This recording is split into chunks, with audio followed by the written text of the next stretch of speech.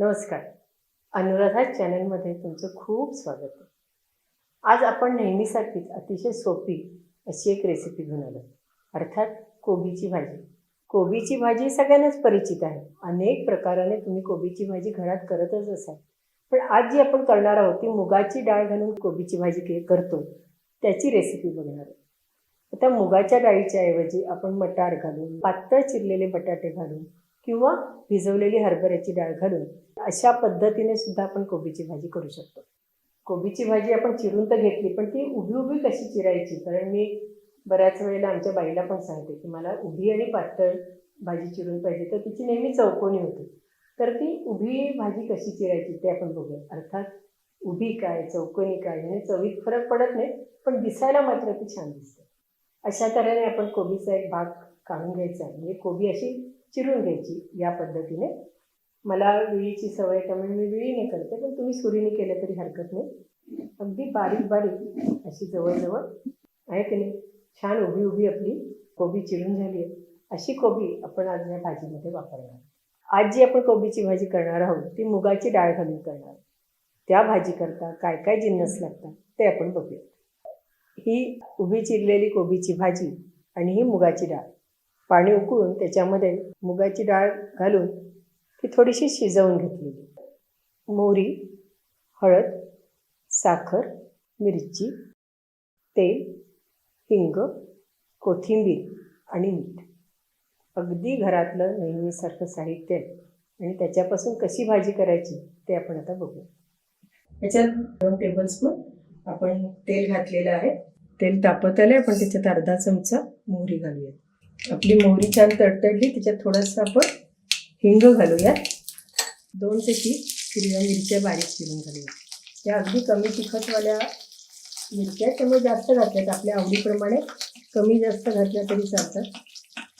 लहान मुलं असतील तर मिरचीचे 2 तुकडे करूनच टाकावेत, म्हणजे ती भाजी जास्त तिखट होत नाही. त्याच्यात थोडीशी हळद, आपण जी भिजवलेली डाळ होती ती घालूया. थोडीशी डाळ आपल्याला शिजवायची म्हणून आपण झाकण ठेवूया.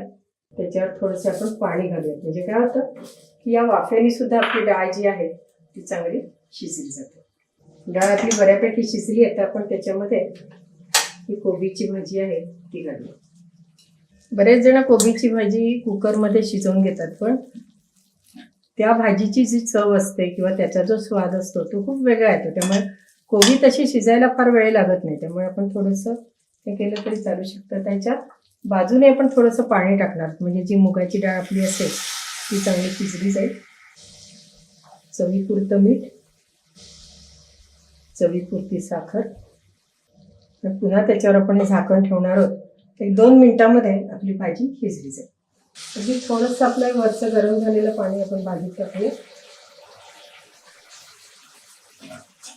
त्याच्यात आपण कोथिंबीर घालून देऊया आणि एकदा हलवून सर्विंग बाउलमध्ये आपली भाजी काढून देऊया.